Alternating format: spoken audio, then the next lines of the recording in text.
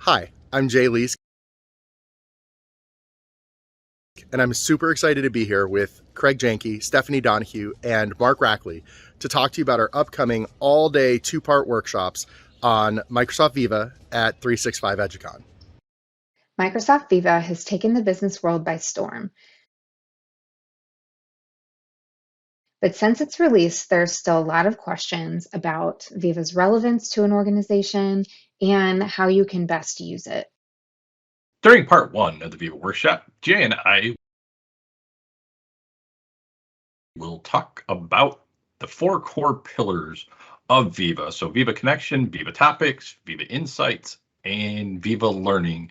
We'll also dive into some of the recent acquisitions by Microsoft of Glint and Ally.o, and we'll expand on the whole employee platform experience and its capabilities. During part two of the workshop, Stephanie and I will show you how organizations have already adopted Viva and what you can expect when you plan and deploy these solutions that really embrace the employee experience.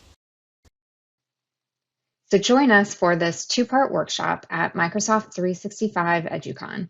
We can't wait to share with you all that Viva has to offer.